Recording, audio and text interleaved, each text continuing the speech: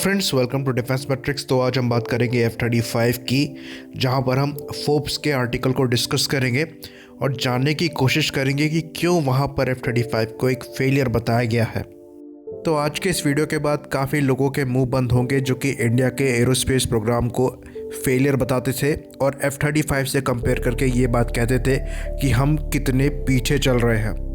तो आर्टिकल में ये बात लिखी है कि यूएस एयरफोर्स के एक टॉप ऑफिसर ने ये बात कही है कि एक लाइट वेट फाइटर को बनाया जाए जो कि F-16 को तो रिप्लेस करे ही, साथ ही कॉम्प्लीमेंट करे एक छोटी स्टेल्थ फाइटर की फ्लीट को जो कि कॉस्टली भी है और अनरिलायबल भी है। तो इस फाइटर को जैसे डिफाइन किया गया है वो ये है कि इसे हाई लो मिक्स बताया गया है एक्सपेंसिव 5th जनरेशन फाइटर का जो कि F-22 और F-35 है, और inexpensive 5th generation minus aircraft का जो कि 4.5 जनरेशन के एयरक्राफ्ट को इंडिकेट करता है।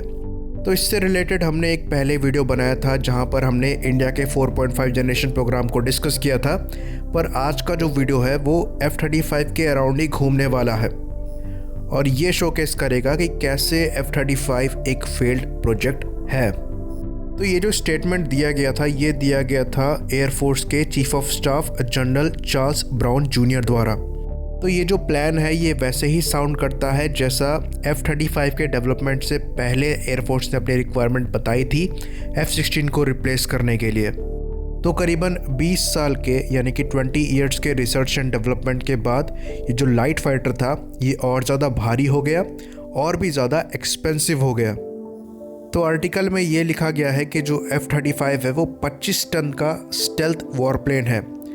ये वही प्रॉब्लम बन के सामने आ गया जिसको सॉल्व करने के लिए इसे बनाया गया था, और अब अमेरिका को नए फाइटर चाहिए F-35 की प्रॉब्लम को सॉल्व करने के लिए। तो फॉर्मर एयरफोर्स के प्रोग्राम मैनेजर डैन वॉर्ड ने ये चीज़ कही है कि 100 मिलियन पर प्लेन के साथ जिसमें इंजन इंक्लूडेड है F-35 एक महंगा एयरक्राफ्ट है। ये स्टेल्दी भी है और हाईटेक सेंसर्स के साथ आता है, पर उसके साथ हाई मेंटेनेंस भी आती है और अनरिलायबिलिटी भी आती है।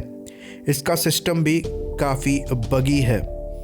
तो F-35 जो है वो लो कॉस्ट का भी नहीं है और लो वेट फाइटर भी नहीं है। तो अगर हम इस चीज़ को डिस्क्राइब करें जनरल चार्ल्स ब्राउन के खुद के वर्ड्स में, तो उन्होंने F-35 को फरारी बताया है।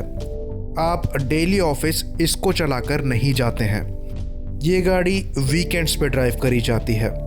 और उन्होंने F-35 को अपना हाई एंड एयरक्राफ्ट बताया है जिसको लो एंड फाइट्स के लिए यूज़ नहीं किया जाता। तो F-35 के यूज़ को एक्चुअली मॉडरेट करने का प्लान है।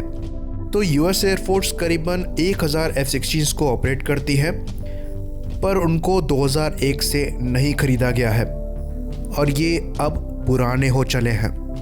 बाकी F-16 पर आते हुए उन्होंने ये बात कही कि जो 17 टन का यानी कि 17 टन का नॉन स्टेल्दी F-16 है वो अब काफ़ी ज़्यादा मुश्किल करेगा अपग्रेड करने में। तो फ्रेश F-16 का ऑर्डर देने से अच्छा है एक नया लो एंड फाइटर को डेवलप किया जाए।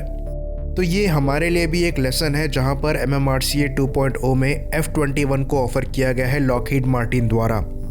तो 4.5 जनरेशन एयरक्राफ्ट के लिए जो F-21 है वो सेंस नहीं बनाता है क्योंकि फ्यूचर में उसमें अपग्रेड करने की पॉसिबिलिटी बिल्कुल ना के बराबर है। तो जब F-35 का प्रोग्राम स्टार्ट हुआ था 1990 में, प्लान ये था कि हज़ारों ऐसे एयरक्राफ्ट बनाए जाएंगे जो कि एयरफोर्स, नेवी और मरीन कॉर्प्स के जो एयरक्राफ्ट हैं सारे के सारे रिप्लेस करेंगे।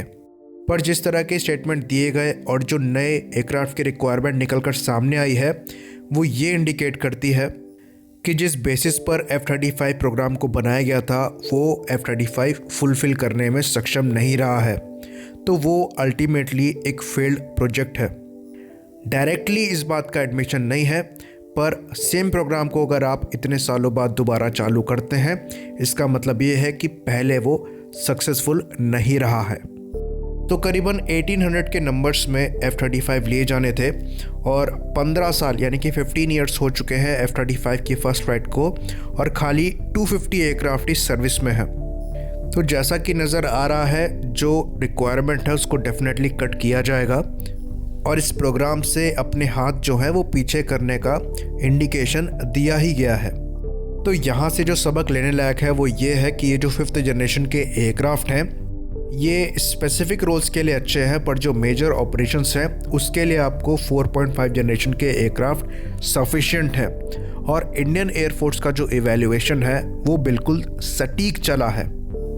तो कुछ लोग जो यहाँ पर कंपेयर करते थे कि वेस्ट में या फिर F-35 में ये टेक्नोलॉजी चल रही है, हमारे पास ये चीज़ नहीं है, ये जाने बगैर कि उसका प्रैक्टिकल यूज़ कितना है, उसके पीछे कॉस्ट कितना लगता है और क्या उसको यूज़ करना सेंस बनाता है, उनको ये जवाब मिला है।